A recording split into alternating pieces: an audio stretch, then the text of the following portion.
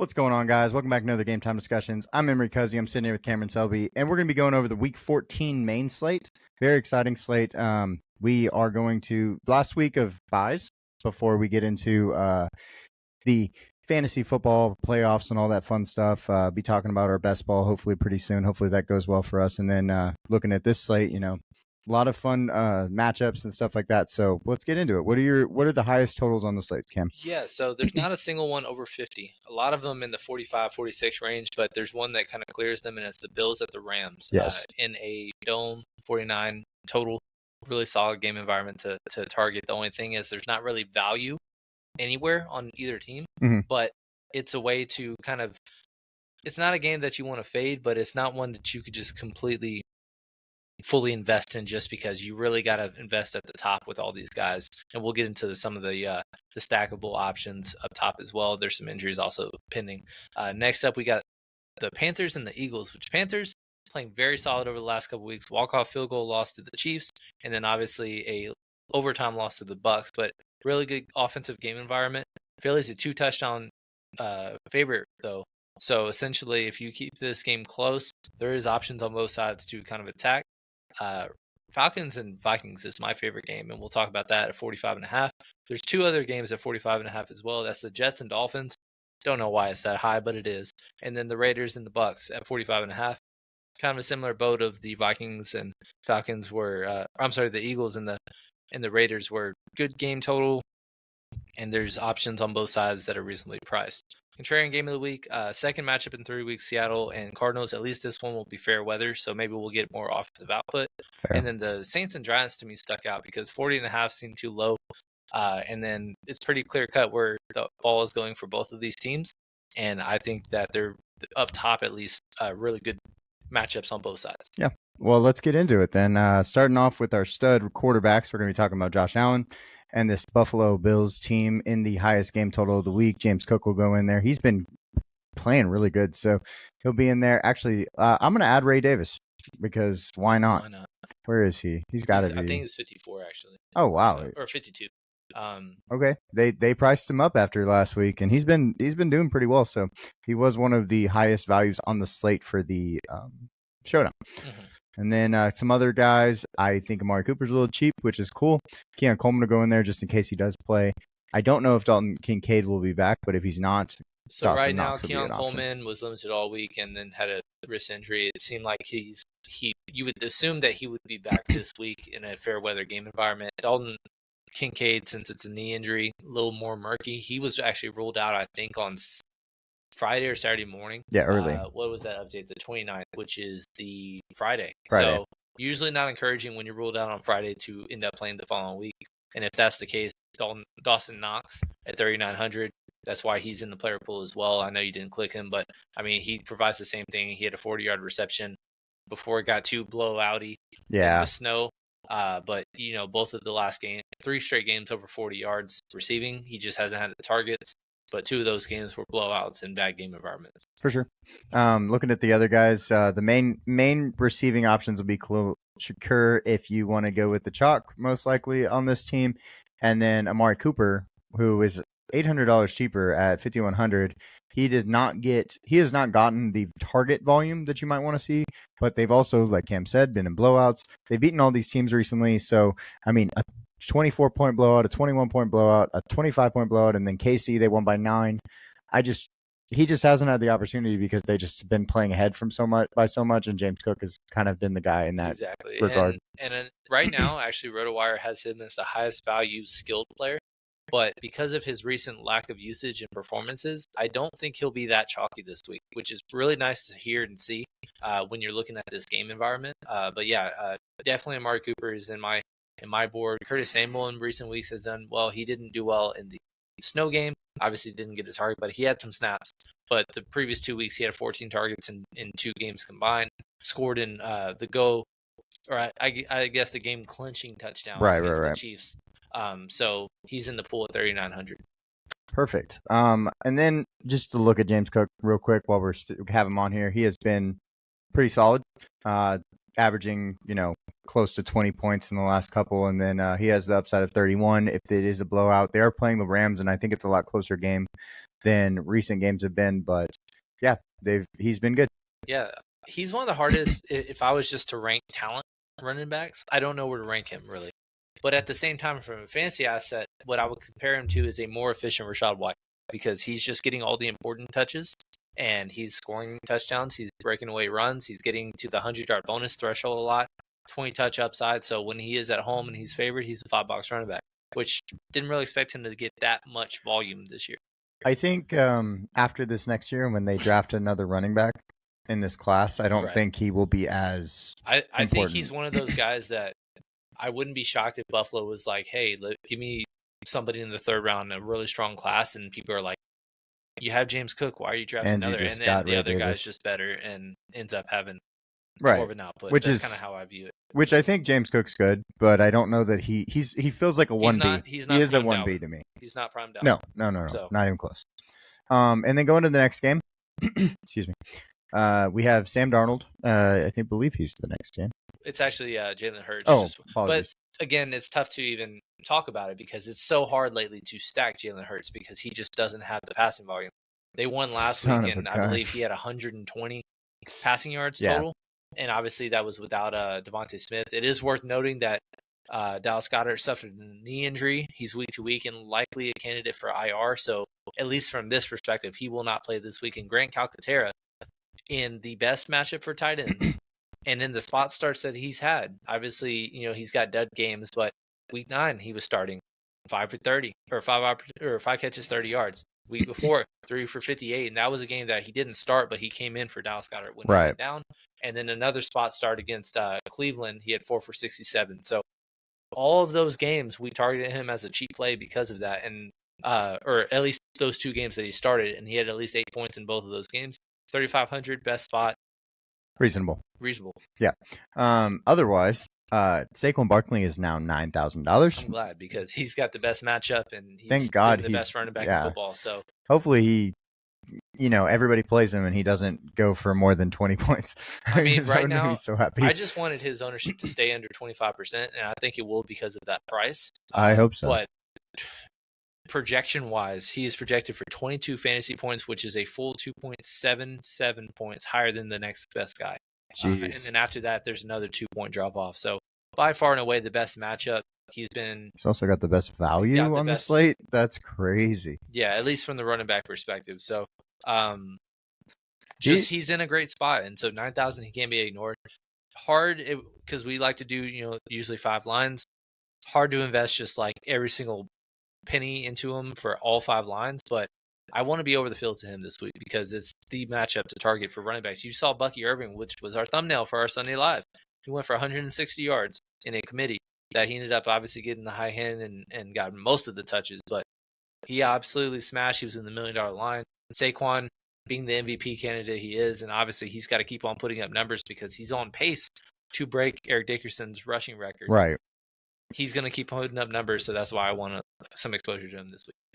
Disclaimer, 14 games versus 17 games, but of course, still very, very, very impressive. What I will say is this is prime CMC pricing. Mm-hmm. Like, this is all the way up. The guy that we will want to talk about, though, as a receiver is A.J. Brown. He has had less production because it's all going to Saquon. So if you think A.J. Brown gets the plays this week, he has the opportunity to go for 30 every week. So 8,100 is a reasonable price against the Carolina Panthers. Yeah. And but just for the record, real quick, it was 16 games for Eric Dickerson. Oh, not 14. Okay. Yeah, that started, I believe, in 1980, and his rushing record was in 84. So, yeah, okay. But regardless, still principal extra game. It's like LT for 40 years. It's like LT. Yeah. When he scored all of it, 21 touchdowns, I believe, rushing touchdowns? No, it was more than that. It was 28. 28. Oh, shoot. Who? 31 total. 31, yeah. 31, but 33 if you count his passing touchdowns, because he had 2 passing touchdowns. He's an animal. My favorite running back ever. But anyhow, great spot, but it's just tough to trust stacks with him 31. Because of the lack of volume. But all Philly being the highest point total overall this week right. is worth being in the board, all of them. Next one, though, you hit the nail on the head. Minnesota, Atlanta game. Sam Darnold, had a bit of a dud in recent weeks in terms of performance, but he's really kind of starting to pick things up again in recent weeks. I believe he's had 3 straight games above 19 fantasy points. Obviously, the game-winning pass and touchdown, but 6 touchdowns, no turnover or no picks at least in recent weeks. He had a rushing touchdown in there as well. Not much to say. He's in a dome, great game environment. Atlanta's been bad in the secondary this year, and like him a lot. Fair enough. Yeah, I think he's good. If you're going to play him, though, you are going to be putting Justin Jefferson probably in your line. Justin Jefferson last week kind of made people sad when he only got 99 receiving yards instead of 100, because if he gets one more yard, he goes from 16.9 to 20. That's a big difference on these slates, and especially when you're going to pay $7,800 for a guy. So you want 100 yards out of him. He hasn't done it in 4 weeks. He's my Nico this week. Nico was the receiver I targeted as the. You want Justin Jefferson and Saquon? Well, okay, over the field. Well, here's the deal. That's tough. Saquon, I'm not going to get every person, but if there's a stud I want all 5 possibly in, it's going to be Justin Jefferson, because he dipped below 8,000 for no reason. Yeah, if there's touchdown positive regression coming, it's him, because he hasn't had one in 5 games since week 7 at least. But he started the year 4 straight touchdowns. He's been modest in terms of targets and stuff like that. Yeah. But Atlanta, great matchup, great game environment, and just like I said, this is my favorite game on the slate. And remember what Baker Mayfield did to them? Yeah. Twice? Yep. So I understand it completely. The other guy that I want to talk about is 4,300 TJ Hawkinson. Actually went down in price. Did only have 6 targets last week. He was a dud this last week, but hey, it's TJ Hawkinson. He is the number 2 receiver in this offense, and if they have to throw the ball, he will be on the receiving end of a lot of it. So get a little bit of TJ if you are going to be playing the Sam Darnold stack. And then, of course, Jordan Addison, who has also had big games this year. He's the one with the touchdowns recently. 3 out of the last 5, and he's had one really, really big game with this 162 yards against Chicago. Right. Yeah. I mean, he's kind of stuck in that low 5K range. I mean, he's been 5,300 or 5,100 in 5 straight weeks, or 6 straight weeks now. He's a great double piece. I don't know if I would do a double without Justin, but it's basically picking if you're going the Sam Darnold route, going Justin Jefferson and picking one of Jordan Addison, and or TJ Hawkinson. Yeah, I completely agree with that. Going to our next quarterback after Sam Darnold, we have Kyler Murray, who has been killing us recently, back-to-back weeks. But annoying. But hopefully, Marvin Harrison's still sitting at $6,000 which is ridiculous for his upside. Where is another Arizona player? My goodness. Yeah, Michael Wilson. And then let's just go grab Trey McBride. Yeah. And again, this one, back-to-back weeks, has been a dud because just Kyler's been frustrating to – he's had ceiling games, but his floor is lower than a lot of these ceiling quarterbacks. Right. And usually the ones that have the bad floors are one without rushing upside. He has rushing upside. And so I don't know what's going on with him. I think it's coaching. It's got to be coaching. I've told you multiple times it's frustrating watching them. I texted you an angry text about they decided to do a counter. Yeah, that was pretty dumb. On 3rd and 6. I did see that after. When they were in field goal range, and it's just like, then they didn't. Usually you do that on 3rd and medium to set up a 4th and short. Right. And they just were like, no, we're going to kick the field goal anyways. It's like, so we're just playing conservative. That's why you lost 2 straight games, and you're now fighting for your lives to get back on top of the division. But Marvin Harrison, last week we had some coach speak that said the receiving game was going to go through them, at least target wise it did. But the thing is, Kyler and him just aren't in sync right now. But he caught a touchdown, hit the over props that we loved, and we're talking about in the live stream. And it's just kind of, he's been touchdown or bust in most games, but 3rd straight week, $66,000 at least, or something of that nature. It's just, we want targets and in good spots. And Seattle's a decent spot. We targeted him a little bit a couple weeks ago, and he caught a touchdown. That wasn't a touchdown, and then he was targeted once the rest of the game. If we're gonna run the ball through players, it should be Trey McBride and Marvin Harrison. No one else should even be the first option on a route. And I see way too much Michael Wilson routes and random Greg Dortch routes and James Conner routes all the time. It's like I need and they are not driving the ball very much. And at least click on Trey McBride's game log real quick before we go, because he still 12? no receiving touchdown, but back-to-back weeks with 12 receptions, averaging over 100 yards a games in those. And he's getting the targets. He's got all the targets, and that's why he's one of the safest tight ends this year. He's him, Kittle, and Bowers, and it hasn't been close with the tier following them. But yeah, back-to-back games with 20-plus points, 3 of 5 has had that threshold, and been double digits, I believe, in all but scroll all the way down in his game log since week 3. It was the last time he didn't have double-digit points. So he's the safest option. 6,100 is pretty reasonable since all of them are 6,000 essentially. It's really easy to just be like, if I'm going Kyler Murray, because not many people are going to do stacks with him. Because he's just picking annoying. Both of them. Right now, they're both showing Trey McBride and Marvin Harrison below 10% ownership. And Kyler is below, no, he's actually 9% right now, which is third highest.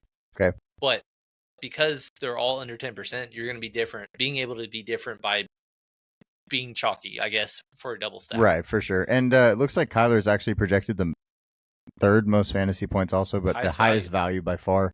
Except for, hey, Jameson second there. That's what I'm talking about. Let's go on to our next quarterback. I know. He did.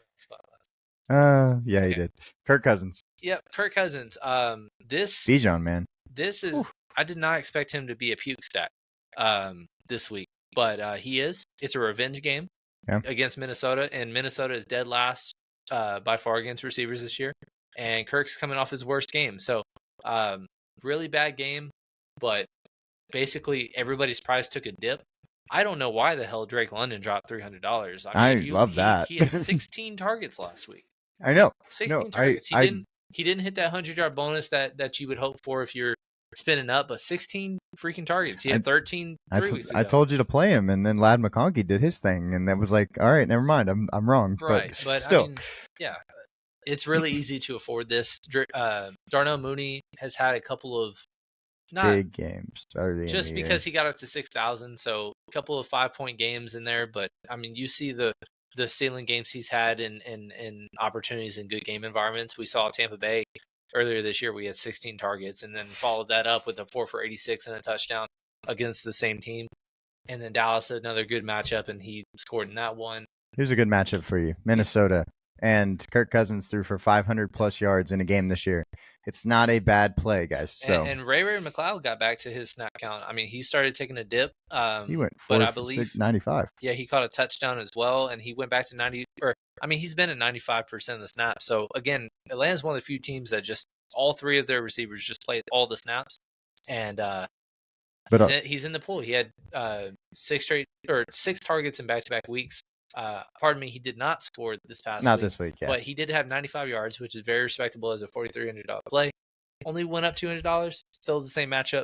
The only one that I would really just kind of hesitate to invest in is Kyle Pitts, because not only do they just not use him, but he also quits on routes. And it was blatantly obvious in a couple of plays where he just gave up on routes that he thought he wouldn't win. And it's just like, man, I can't invest in you if you're going to be playing like that. He also had the lowest snap count of the year this year at 41%. He got outsnapped by Charlie Warner. Yep. And I believe Charlie Warner actually caught some passes. Funny enough. Let's go see, because where is how much do you cost? It's the real question. He's probably minimum, right? Let's see. Charlie Warner. Yep, he's minimum price. Here you go. Minimum price. He caught 1 pass, which is better than 5. That's better than Kyle Pitts. Kyle Pitts last week. So, but yeah, really, if I'm going to go the Kirk Cousins route, it's basically Drake London and pick your second guy. I think Bijan, because of, if you want to click on his, even though he doesn't have a great matchup, because he's had the receiving upside. Yeah. I mean, 3 of the last 5 games with at least 6 targets. You love to see that. He's had a couple of receiving touchdowns as well this year.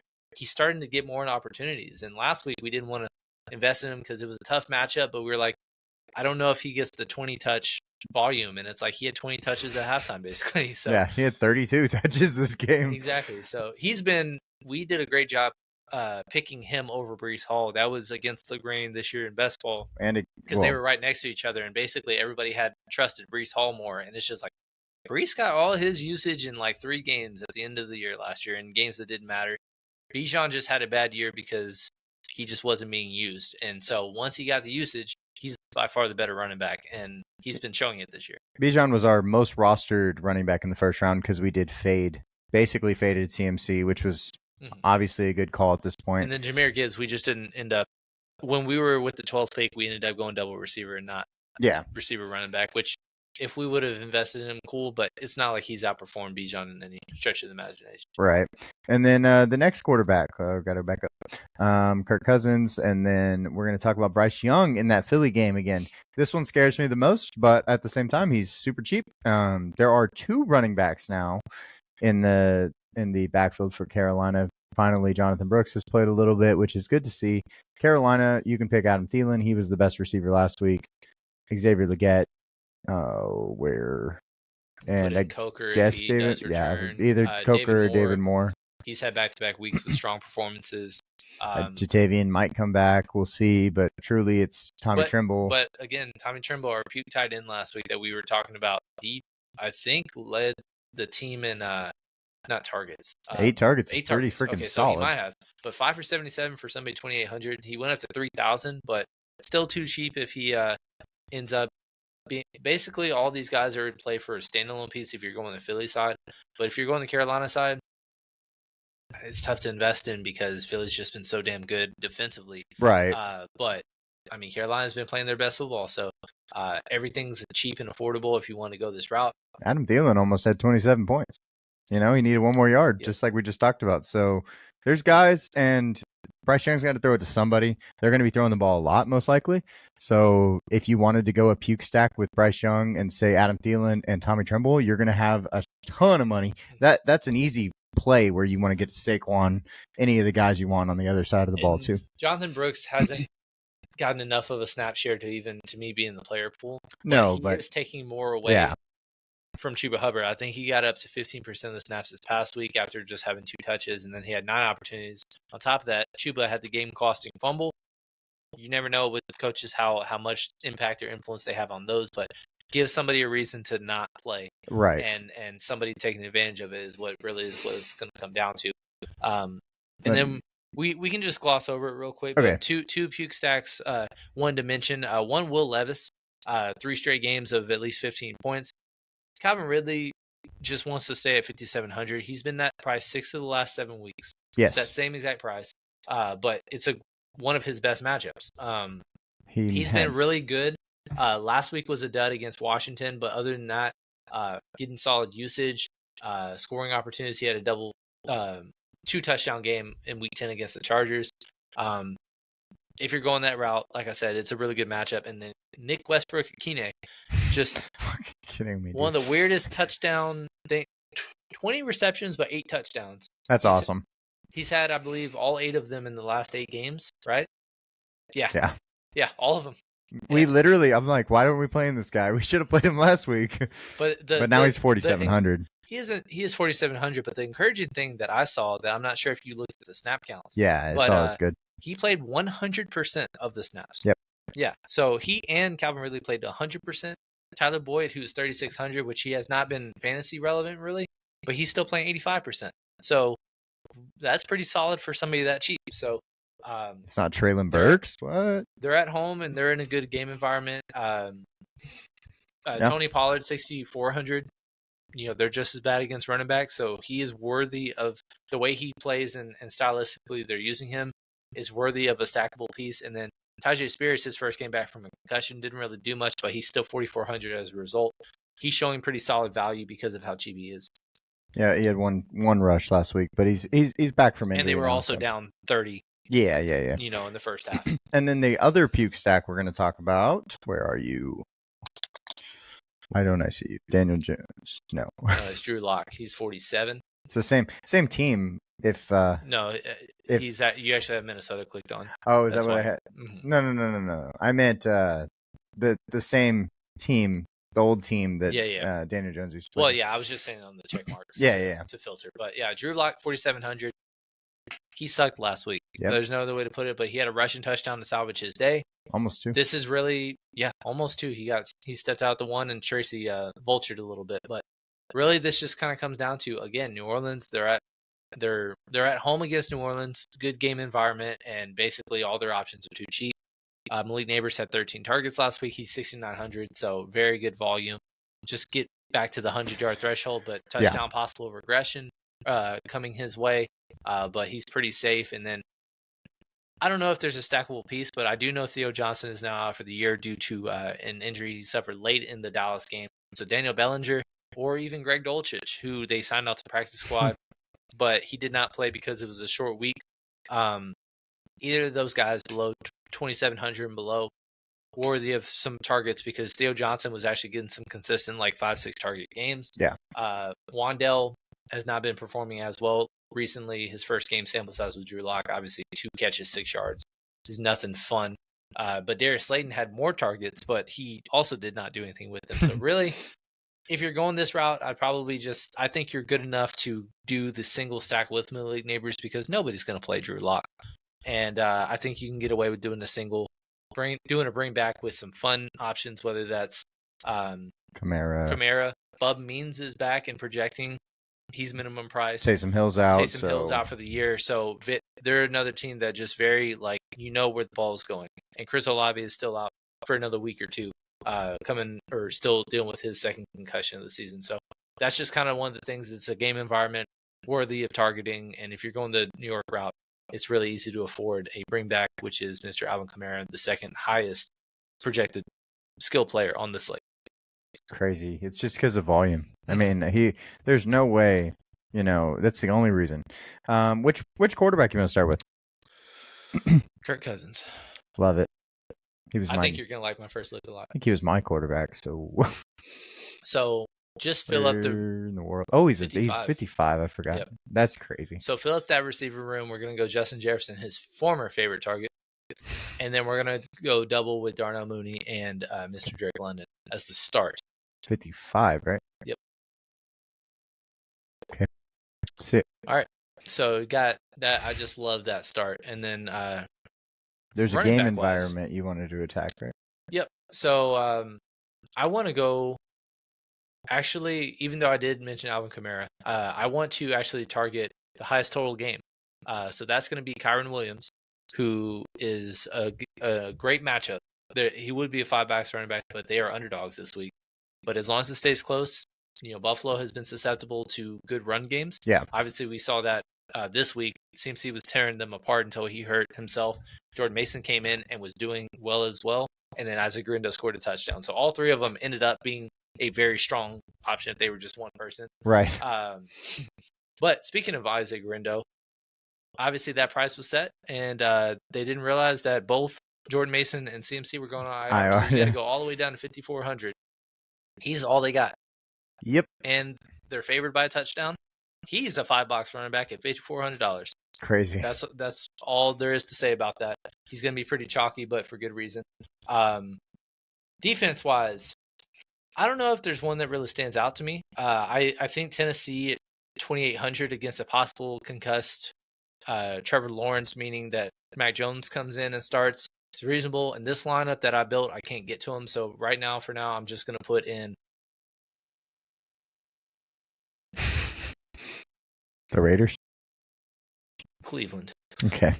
Sure. Because Cleveland and Pittsburgh, I believe, is one of the lower totals on the slate. So sure. Okay.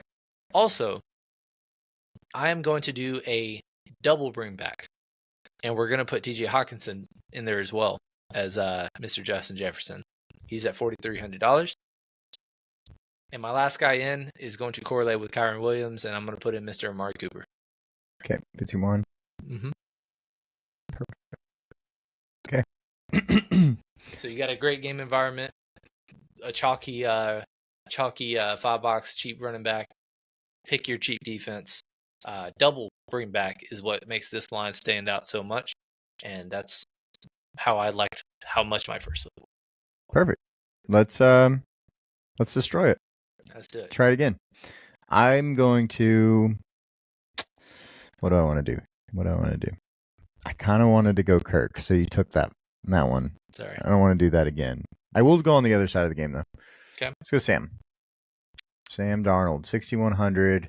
You know what that means, guys? I know what your running back is. I know what your first guy is. Who is the second? Are you going to go with the TJ? Or are you going to go to Addison? I think I'm going to go TJ and leave that spot open. Okay. I'm going to go to defense. I'm going to throw in the cheap defense. Yeah, sure. And then Oh man. Yeah. So what I'm gonna do? Can I do it? I'm gonna try this. I have a built-in for the stars. Yeah, I am. I have a built-in 5400 Isaac Guerrero. Can't get away. And I have a built-in 5300 Adam Thielen for my bringback, and I'm sitting at $3,300. Oh man, who's $3,300? That's worth it. Let me tell you some values that are sticking out from receiver perspective. Calvin Austin had another good game that we talked about, but he did leave the game with an injury. I also mentioned earlier, he's no longer projecting, but Bub Means is able to return from IR this week. So if he does, he's minimum priced, and he's had some solid weeks as well. Other than that, we're kind of just I have an idea. Now that I was thinking about that, actually, how much is the other tight ends for New Orleans? I think Juwan's 34. Yes, 3,400. Dang it. Okay. All right, hold on. Let's try this again. I knew Saquon was going to be impossible to get. He's just so high. I think it's going to be something that you're going to have to do with the peak quarterbacks. Right. That you can get to them this week, because there's not really much value at receiver other than the 5K range is really strong. And then running back wise, there's great ones up top, and then there's pretty self-explanatory values. And then tight end wise, it just depends on if you need to go cheap. There's a couple cheap guys. There's a couple mid-tier guys, and then obviously the couple studs with Brock and George Kittle and Trey McBride. Yeah, let's make this more middle ground. I'm gonna get to $6,600 Bucky Irving against the Raiders at home. That he would be considered a $5 running back. Hopefully he's healthy. I'm gonna go get Jacoby Myers as my bring back. He's been really good recently. I'll pull his game log so we can see, because we didn't talk about him, but he has had 11 targets in 3 of the last 4 games, 15 points, 5,600. He's been sitting around that. I think it's pretty free. And then I have 5,300, 5,400. That's a lot. A lot of options down there. Yeah. I like Adam Thielen. I know that Philly's been so good, but that means they're going to throw the ball. I could change this guy out and go up to, what do I get, 800 out of that. So if I go Grant Calcaterra, 6,200 is... Jaden Reed's not on this slate. I'm sorry, I accidentally put the Thursday slate along with it, but he's not on the slate. Isaiah Pacheco. Going double tight end. We can try Trey McBride again. It worked out for one of them. Marvin Harrison once again. I think I'm just going to go ahead and get Adam Thielen. I'm actually pretty comfortable with Adam Thielen this week. I think he has a solid floor because of the targets. And at 5,300, that's not too bad. My only thing is there's just so many low 5K receivers that I just don't know if there's one that I feel great enough about to get extremely over the field. Fair. I kind of want exposure to all of them. And we haven't even mentioned like a Jordan Addison or Tillman, who could be returning. And Njoku's at 51 also. Exactly. Where is Juwan Jennings, obviously. Actually, where are all the wide receivers for Mr. Jameis Winston? Where's Jerry Jeudy? Jerry Jeudy's 57. Elijah Moore's 48. Obviously, he had a 100-yard game. Njoku 5,100, two touchdown game recently, and then Cedric Tillman had 3 straight games of leading the team in targets when he was healthy, and he was concussed, which is why he bless you, which is why he missed this past week. So you'd expect him to have no limitations coming back if he did return. Yeah, but no, I think there's a lot of ways to go with this lineup. I let Cam think about it really hard and come up with his first look and ideas, and I try to be kind of a layman on this side of it because I do want to see how this naturally builds, and I think it naturally builds kind of fun. I think what we need to do is we need to pick one more quarterback to go with and then be done. Do you want to go up or down? Oh man, let's go with one quarterback. One quarterback. Let's go with I hate you, Kyler Murray. Josh Allen. Let's try Josh Allen. It's gonna be hard. Well, I mean, 8K. I kind of have an idea of how I want to double. Okay. I think I want to do pick your receiver and Dawson because I'm gonna project that Kincaid misses. I agree. So Amari and Dawson because I feel like he's 39. Oh. I still think that's fine. Okay. Going with him, but I think anybody doing a Josh Allen double, I think, is going to lead the way by doing it with Khalil Shakir. And so if we're doing not that, I think that's the way we're getting different. Actually, if we... You have 3 bring back possibilities. Yeah. Who do you want? Shoot. Kyron or Puka or Cooper Kupp? Very tough choice. I think Cooper's my least favorite out of the 3. Okay. And he kind of showed that last week without the touchdowns. Obviously, Puka had a solid game. And then Kyron had his 100-yard day, which was scary because I don't know if you saw, but they didn't throw a pass in the first on the first or they didn't run the ball in the first possession. Yeah. Second possession was all Blake Corum. So there was a lot of complaints about Kyron not having a single rushing yard in the first quarter, and that being like a favorite prop that people were like pushing. And then he ends up having 100 yards anyways. Yeah. And a touchdown. People are ridiculous. So, yeah, I don't know. Like first quarter props are just kind of scary to just fully invest in, but. That's neither here nor there. I probably would side $400 difference. You got Kyron at 73. I'd probably side with Kyron. Okay. All right. Next game. What game would you want to attack? Minnesota and Atlanta. Let's throw a cheap defense. This time I'm going with the Raiders. Oh, buddy. Put in Isaac while you're on the running backs. 54. Okay. And then Minnesota. Let's see. What is that? 13. That guy? Yeah. And then the other. And then the other guy too? 64. Yeah. So that leaves 38. Which is actually better than where I was. That's not bad. We could find somebody for 38. Gotta be somebody, right? There gotta be, let's see. Who we at? Put Coker in there. You can put a Tim Patrick. Just kidding. He's not on the slate. Yeah. Yeah. Jalen Tolbert, who had, I think, the touchdown 2 weeks ago, not this last week. Okay. I do think Brandon Cooks is back, so I don't know. And then Dallas is also on Monday night. So. Oh yeah. Yeah. See, that's my fault, guys. I apologize. You're good. Shoot. There's not really anybody here that's worth it. No, there's not. What about instead of? It's just the problem is there's no. You could go away from Drake London. Go down to Darnell. Yeah. That's not as fun. But it's not. Let's do it just for this build because I know there's some high 4K guys that are. Yeah. Some solid guys at 55. So 55 for Darnell. And then we got 47, which is enough for Akine. And whichever running back Raiders-wise that you like, if Alex Madison doesn't return, just because both of them did well. McCormick actually had more touches, and he was more efficient with those touches. Yeah, he's my favorite right now. But I think Akine would be the guy that's... Yeah, kind of got to, right? Yeah. I don't like playing him at 4,700, though. We got... Again, not on the slate, but it's still fun to look at. Hey, man. All right, yeah. Akine is probably the guy we put in there. Just put in Akine for the first look. I mean, obviously there's a lot of news we're waiting on, and also because there's so many directions to go. There's expensive, middle, and cheap quarterbacks. Same thing with running backs. Same thing with receivers. Same thing with tight ends. Yeah, for sure. There's a lot of places to go, and there's a reason why the highest exposed skill player is less than 25% owned because everybody's kind of all over the place this week.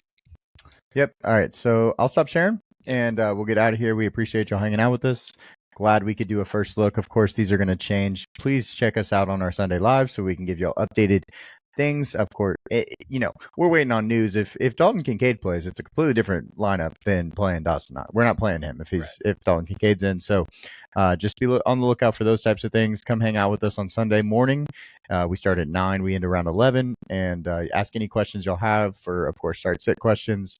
Prize picks, underdog, we answer those as much as we can. We did a pretty good job on the fly last time around, so just know that those are coming. Yeah, and then also check out our there's a fun showdown this week between the Lions and the Packers. Really fun showdown that we broke down. Please check that out. And then obviously Dustin and Emery did a great job of breaking down the last week of the regular season, going into championship week. And tying with that, we have a college football pick'em coming up. It's our first giveaway contest that we're going to have a lot of fun doing. Confidence Bowl pick'em on an ESPN contest. We're going to be shooting that next week, and providing y'all with details once we have updates on how we finalize things. Yeah, so we will see y'all next time. We appreciate it. Yep.